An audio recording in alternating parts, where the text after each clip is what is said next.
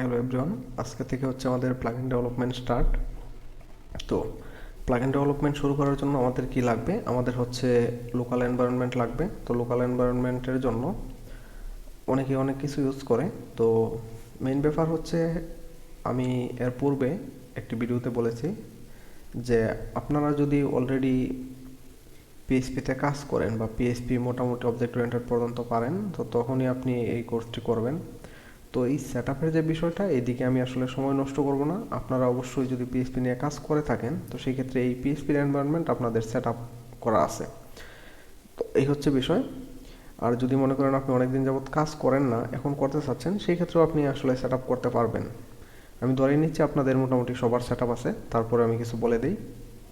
ওকে, তো এখানে দেখেন হচ্ছে জ্যাম্পের ওয়েবসাইট। এখানে আসলে ডাউনলোডে এখানে দেখবেন জ্যাম্প আছে। তো আপনাদের পিসির কনফিগারেশন অনুযায়ী উইন্ডোজের জন্য আছে, ম্যাকের জন্য আছে, লিনাক্সের জন্য আছে, ডাউনলোড করে নিতে পারেন। ডাউনলোড করে নিলেই এটার যে htdocs হচ্ছে রুট ডিরেক্টরি, আপনারা জানেন।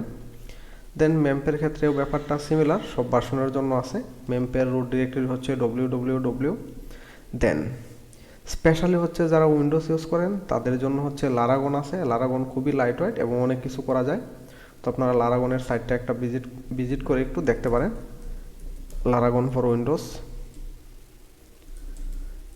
ওকে, তো লারাগনের এইখান থেকে আপনারা জাস্ট একটু যদি ডক্স করে নেন, এই ফুল ডাউনলোড করে নিতে পারেন।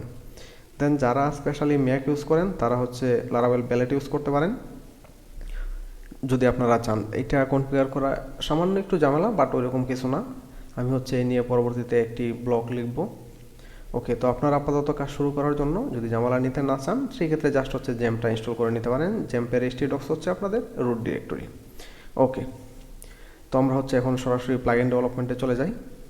তো প্লাগইন ডেভেলপমেন্টের জন্য ফার্স্ট আমাদের যা করা লাগবে তা হচ্ছে ওয়ার্ডপ্রেসের একটি সেট আপ লাগবে লোকাল পিসিতে। তো আমরা হচ্ছে wordpress.org অথবা আপনারা wp.org দিবেন। এইখানে হচ্ছে wordpress.org এর সাইটে চলে যাবে। ওকে, wordpress.org এর সাইটে যাওয়ার পরে এখানে দেখেন গেট ওয়ার্ডপ্রেস আছে লেখা। জাস্ট ওয়ার্ডপ্রেসের লেটেস্ট ভার্সন, এখানে এখন লেটেস্ট ভার্সন 6.2.2। আপনি যখন ভিডিও দেখবেন ওই সময় অন্য ভার্সন থাকতে পারে, প্রবলেম নাই। এবং হচ্ছে তারা রিকমেন্ড করে পিএসপি ভার্সন 7.4 এবং মাইস্কুল ভার্সন 5.7। তো এই বিষয়টি একটু লক্ষ্য রাখবেন। তো যদি আপনারা এর থেকে বেশি ইউজ করেন বা কম ইউজ করেন, সেক্ষেত্রে প্রবলেম নাই। বাট পিএসপি 5.6 এর নিচে গেলে প্রবলেম আছে। এবং এখন বর্তমানে 8.2 পর্যন্ত ফুল ওয়ার্ডপ্রেস সাপোর্ট আছে কিনা ওয়ার্ডপ্রেসে, এটা হচ্ছে আমি অ্যাকচুয়ালি সঠিক জানি না যে ফুললি 100% সাপোর্ট আছে কিনা, তবে 7.4 প্রপারলি কাজ করে। ওকে, দেন হচ্ছে আমরা জাস্ট এখান থেকে ডাউনলোড ওয়ার্ডপ্রেসে দিয়ে একটা জিপ ফাইল দিবে, জিপ ফাইলটা ডাউনলোড করে নেব। এই জিপ ফাইলটা দেখেন আমাদের ডাউনলোড হচ্ছে, আমরা জিপ ফাইলটা ডাউনলোড করে নেব। দেন জিপ ফাইলটা ডাউনলোড হতে থাক, আমরা হচ্ছে আমাদের যে প্রজেক্ট অর্থাৎ যেখানে সেট করব, আপনারা জানেন ইতিপূর্বে আমি বলে দিছি যে হচ্ছে আপনি যদি জ্যাম্প ইউজ করেন সেই ক্ষেত্রে htdocs হচ্ছে আপনার রুট ডিরেক্টরি। আপনি যদি ম্যাম্প ইউজ করেন সেই ক্ষেত্রে www হচ্ছে আপনার রুট ডিরেক্টরি। তো আমি লারাভেলের ব্যালেট ইউজ করতেছি। তো আমার এটা হচ্ছে প্রজেক্ট ডিরেক্টরিটাই হচ্ছে root directory, type of htdocs www এর মতন। তো এখানে হচ্ছে আমি একটা প্রজেক্টের নেম দিলাম ধরেন wp todo। ওকে, তো এই wp todo-তে আমরা যে ফাইলটা ডাউনলোড করলাম, অ্যাকচুয়ালি এখনও ডাউনলোড কমপ্লিট হয়ে গেছে। তো জাস্ট এই ফাইলটা হচ্ছে আনজিপ করলাম। ওকে, আনজিপ করার পরে এই যে ওয়ার্ডপ্রেস লেখাটা আছে, এই ভিতরে সবগুলো আমরা কপি করে নিতে পারি, অথবা হচ্ছে ডাইরেক্টলি ফোল্ডারটাই নিয়ে যাই, ফোল্ডারটা নিয়ে যেতে পারি, অথবা জিপ ফাইলটাও নিয়ে যেতে পারি, কোনো প্রবলেম নেই। বাট মেন ব্যাপার হচ্ছে আমাদের এই ভিতরের ফাইলগুলো দরকার। ওকে, তো আমি এই ফাইলটাই কপি করে নিই। দেন হচ্ছে আমাদের প্রজেক্টে গেলাম। আপনারা আপনাদের রুট ডিরেক্টরি থাকবে htdocs অথবা www। ওকে, দেন হচ্ছে এখানে পেস্ট আইটেম দিলাম। তো এখানে দেখেন আমার অলরেডি ওয়ার্ডপ্রেস আছে, তো আমি হচ্ছে স্টপ করে দিলাম। তো আমি জাস্ট হচ্ছে ডাউনলোড থেকে ওয়ার্ডপ্রেসের ভিতরে যে ফাইলগুলো আছে এইগুলো নিয়ে আসি, কপি। দেন হচ্ছে প্রজেক্টসের আমরা যে টুডো দিলাম wp todo, এখানে জাস্ট পেস্ট করে দিব। ওকে, পেস্ট। দেন যখন আপনারা এখানে পেস্ট করে দিবেন, তো পেস্ট করার পূর্বে আমি হচ্ছে একটা বিষয় আপনাদেরকে দেখাই, কমান্ড ডিলিট। আমি জাস্ট ডিলিট করে দিলাম একটা বিষয় দেখানোর জন্য, wp todo.test। আমি যদি wp todo.test দিই, সেই ক্ষেত্রে এখানে আসলে কিছু নেই, কোনো এন্ট্রি ফাইল নেই। যার ধরুন এটা ব্ল্যাঙ্ক দেখাচ্ছে, আমি ব্যালেট ইউজ করতেছি যার ধরুন এরকম। আপনারা হচ্ছে যদি জ্যাম্প বা ম্যাম্প ইউজ করেন সেই ক্ষেত্রে থাকবে লোকাল হোস্ট স্ল্যাশ হচ্ছে আপনার প্রজেক্টের নেম যাই থাকুক WP todo। ওকে, এরকম। তো এখানে কিছু নাই, এরকম দেখাচ্ছে। জাস্ট হচ্ছে আমরা এখন এই WP todoতে যদি কোনো একটি ফাইল, এটা জাস্ট আমি এডিটর ওপেন করে নিই ফার্স্ট। এডিটর হিসাবে আপনারা যে কোনো এডিটর ইউজ করতে পারেন, আপনাদের ইচ্ছা। আপনি PHP Storm, VS Code বা অন্য কোনো এডিটর ইউজ করতে পারেন, কোনো প্রবলেম নেই। তো আমি হচ্ছে PHP Storm ইউজ করি, VS Code মাঝে মাঝে ইউজ করি, এটা আপনাদের ইচ্ছা। ওপেন থেকে হচ্ছে গেলাম প্রজেক্ট থেকে হচ্ছে আমাদের WP todoটা এই উপরে ওপেন। ওকে, দেন এই WP todoর মধ্যে আমরা জাস্ট হচ্ছে একটি নিউ ফাইল নেব। ফাইলের নেম ধরেন abc.html। ওকে, এখন এই ফাইলে আমি HTML5 এর একটি মার্কআপ দেই, HTML5 এর মার্কআপ দিলাম, দেন হচ্ছে হ্যালো। ওকে, তো আমি যদি এখন এটা রান করি WP todo.test, বা আপনারা হচ্ছে local host slash WP todo এরকম রান করবেন, এইখানে দেখেন কিছু দেখাচ্ছে না। কারণ হচ্ছে এখানে আমি যে abc.html দিয়ে দিলাম। আপনারা জানেন কোনো ডিরেক্টরিতে যদি কোনো ইন্ডেক্স ফাইল না থাকে সেই ক্ষেত্রে অ্যাকচুয়ালি এই ডিরেক্টরিতে মানে রান করার মতন কোনো ফাইল পায় না। তো যার ধরুন আমরা যদি এটা রিফ্যাক্টর করে এবিসিটাকে রিফ্যাক্টর করে রিনেম দিয়ে index.html অথবা index.php যাই দিই না কেন কোনো প্রবলেম নাই। ওকে, জাস্ট রিনেম করে দিলাম। তো সেই ক্ষেত্রে হচ্ছে এখন রিলোড দিলে দেখুন এই যে হ্যালো দেখাচ্ছে এই ফাইল থেকে। এই হচ্ছে বিষয়। তো এটা আপনারা অনেকেই জানেন না, যার ধরুন আমি এটা দেখালাম যে কোনো একটা ডিরেক্টরি থেকে মেনলি হচ্ছে ইন্ডেক্স ফাইলটা রান করে। ওকে, তো আমি এটা ডিলিট করে দিলাম। এখন হচ্ছে আমাদের যে আইটেমগুলো আছে ওয়ার্ডপ্রেসের ভিতর থেকে যে কপি করে রাখলাম, তো ওইটা পেস্ট করে দিলাম। এইখানে দেখেন রুটে একটা ইন্ডেক্স ফাইল আছে। তো মেনলি হচ্ছে এই ফাইলটাই সবার প্রথমে রান করে। তো এই ফাইল ফোল্ডার স্ট্রাকচার এগুলো নিয়ে আমরা পরবর্তীতে কথা বলবো, এটা আমাদের এখন কনসার্ন না। এখন আমরা সেট আপ করি। ওকে, দেন হচ্ছে এখন যদি আমি এন্টার দিই, এন্টার দেওয়ার সাথে সাথে দেখেন এই এরকম চলে আসছে। তো এখানে যদি আমি কন্টিনিউ দিলে এরকম দেখবেন দেখাচ্ছে database name, database user name, database password এবং ডাটাবেস হোস্ট, দেন হচ্ছে টেবিল প্রিফিক্স। ওকে, এই ডাটাবেসটা অ্যাকচুয়ালি আসলে কই থেকে আসবে? ডাটাবেস আমাদের নেই, আমরা হচ্ছে একটি ডাটাবেস তৈরি করব।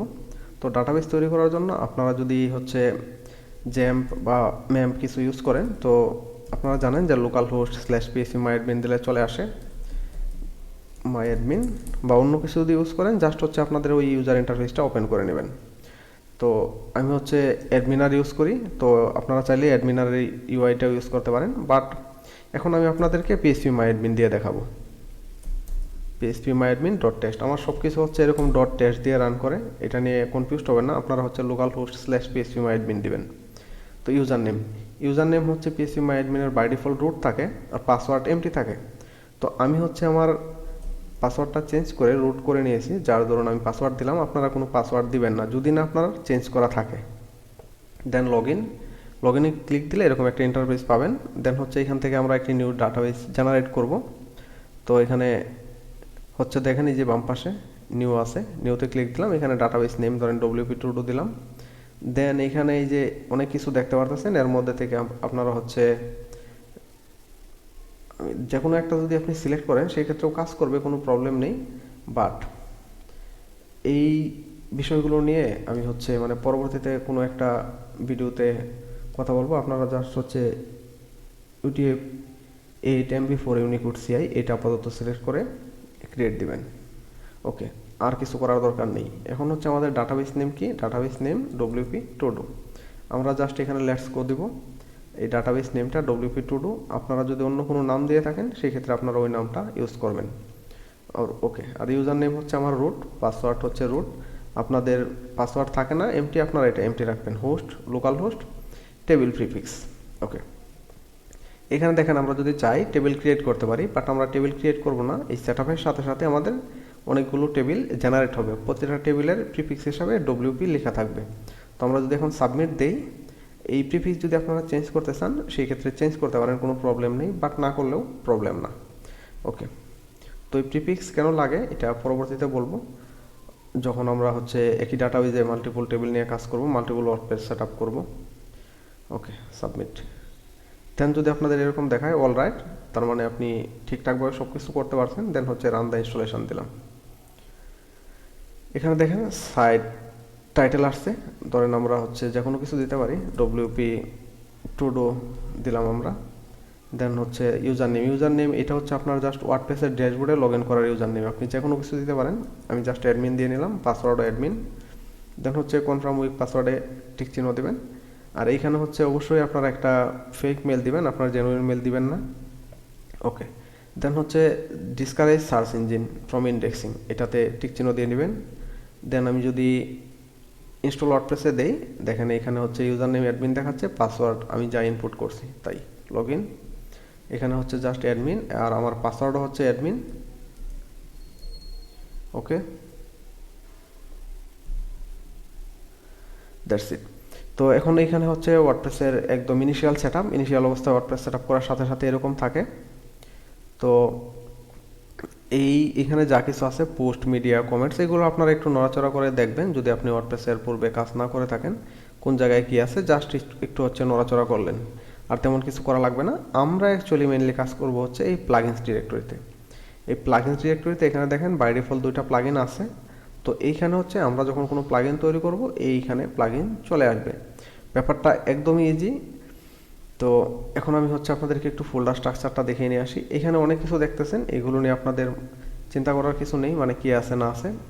আমরা হচ্ছে জাস্ট এই ডব্লিউপি কন্টেন্টে যাব। দেন হচ্ছে এখানে প্লাগইনস, এই প্লাগইনসের মধ্যে এখানে দেখেন হচ্ছে আকিসমেন্ট, একটা হচ্ছে হেলো, এরকম লেখা আছে। তো আমাদের হচ্ছে এই 2টা প্লাগইন আছে, একটা আকিসমেন্ট, একটা হচ্ছে হেলো ডলি। ওকে, আর index.php এটা হচ্ছে সাইলেন্ট ইজ গোল্ডেন। তো এইটা কি জন্য দেওয়া, এটা নিয়ে পরবর্তীতে আলোচনা করব, প্রবলেম নেই। বাট এই দুইটা হচ্ছে আমাদের প্লাগইন। আমরা যখন কোনো প্লাগইন তৈরি করব অবশ্যই এই ডিরেক্টরিতে তৈরি করব, এই হচ্ছে আমাদের প্লাগইনস ডিরেক্টরি। তো এখন যদি আমি আপনাদেরকে এইখানে একটা রিলোড দিয়ে দেখাই, আমাদের যে PHPMyAdmin ছিল, আমাদের এই WP todo-তে এখানে দেখেন 12টা টেবিল হয়ে গেছে, এবং প্রতিটা টেবিলের প্রিফিক্স হচ্ছে WP আন্ডারস্কোর, যা আমরা সেট আপ করার সময় ফার্স্টে অটোমেটেড ইনপুট ছিল। ওকে, তো এখন যদি আপনি প্লাগইন ডেভেলপারের WP প্লাগইন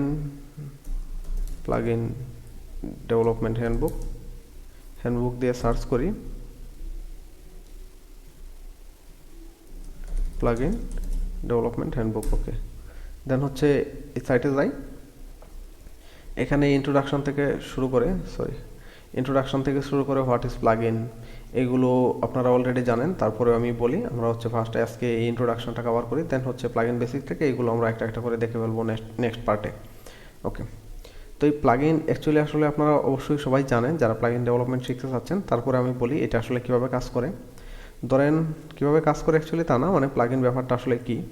প্লাগইন ব্যাপারটা হচ্ছে আপনার যে ওয়েবসাইট আছে, আমি যদি সাইটটা ভিজিট করি, ওকে, এই হচ্ছে আমার সাইট, একদম মিনিমালিস্টিক, এখানে কোনো ডিজাইন নেই, তেমন কিছু নেই। তো এই সাইটে ধরেন আপনার অনেক কিছু দরকার লাগবে, আপনি হচ্ছে একটা কন্ট্যাক্ট ফর্ম চাচ্ছেন দিবেন, ইউজাররা আপনার সাথে কন্ট্যাক্ট করবে। আপনার যদি ই কমার্স শপ থাকে সেক্ষেত্রে আপনি হচ্ছে প্রোডাক্ট সেল করবেন, আপনি হচ্ছে ইউজারকে ইমেল দিতে চান, তো আপনি হচ্ছে ডাটা ভিজুয়ালাইজ করতে চান, মানে এই যে প্রতিটা আলাদা আলাদা টাস্কের জন্য আপনি হচ্ছে জাস্ট একটা করে প্লাগইন ইউজ করলেই বিভিন্ন প্রবলেমের সলিউশন আপনি ইজিলি করতে পারবেন। তো কন্ট্যাক্ট ফর্মের জন্য হোক বা ইমেল সেন্ড করার জন্য হোক, যাই হোক, মানে প্রতিটা কাজের জন্য ছোট ছোট আপনার হচ্ছে একটা করে প্লাগইন দরকার। এই প্লাগইন যদি আপনি ইউজ করেন তো সেই ক্ষেত্রে খুবই সহজে আপনি এই কাজগুলো করতে পারেন। আর হচ্ছে এই প্লাগইনগুলোই আমরা বানাবো। তো নেক্সট পার্ট থেকে আমরা হচ্ছে প্লাগইন বানানো একদম শুরু করব। আজকে জাস্ট হচ্ছে আমরা ইনস্টলটা শেষ করলাম। তো আপনাদের যদি কারো কোনো দিকে কোনো প্রবলেম থাকে আপনারা অবশ্যই কমেন্ট করবেন, বা কিছু জানার থাকলে আপনারা গ্রুপে পোস্ট করতে পারেন। ওকে, তো নেক্সট পার্টে আমরা হচ্ছে ডাইরেক্টলি কোড লিখবো। That's it.